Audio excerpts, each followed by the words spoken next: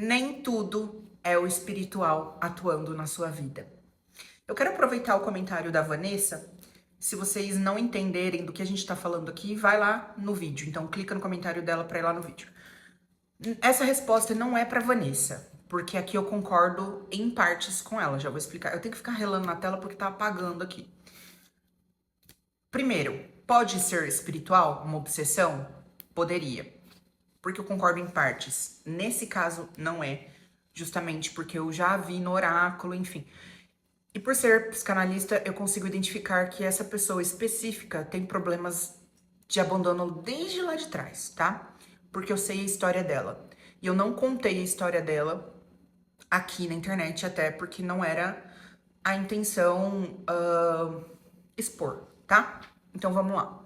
O que eu quero trazer pra vocês de raciocínio nesse vídeo é: gente, 90% dos casos amorosos, tá? Que chega na minha mesa com essas perturbações, comportamentos enlouquecedores. Se você fala assim, você tem que cortar um mindinho pra ele voltar, a pessoa corta. Pra vocês verem o naipe, tá? 90% desses casos é problema mental, psicológico, emocional, é dependência, às vezes financeira, às vezes todas juntas, né? Todas as dependências juntas. E o que que acontece? Eu, particularmente, peço, né, pra pessoa ser encaminhada ali por um terapeuta, psicólogo, psicanalista, psiquiatra, porque eu consigo trabalhar com o espiritual até certo ponto. Posso tentar trabalhar o mental dela até certo ponto. Mas aqui no plano físico, que é onde a gente vive, a gente não pode deixar de ir no médico, a gente não pode deixar de, né, procurar uma ajuda, a gente não pode deixar de fazer nada disso, tá? Só porque você está trabalhando com o espiritual. Tem que ser um conjunto.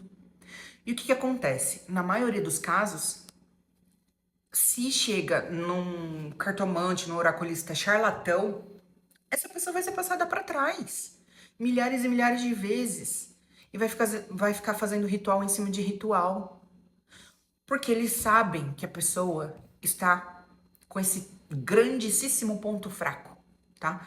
Está emocionalmente abalada, está a ponto de fazer qualquer coisa. Sim, sinais até de obsessores, sabe? A ponto de se desviver. Só que não funciona assim, gente. O que eu tento alertar pra vocês aqui é o seguinte: nem tudo vai ser espiritual. Certos comportamentos, como eu expliquei, vêm lá da infância, né? Essa sensação de abandono.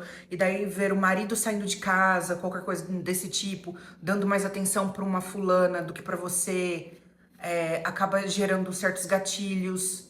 Ai, vai me abandonar de novo. Assim como meus pais deram atenção mais pro meu irmão mais velho do que pra mim.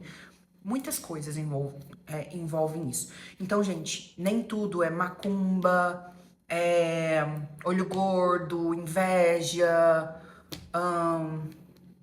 enfim,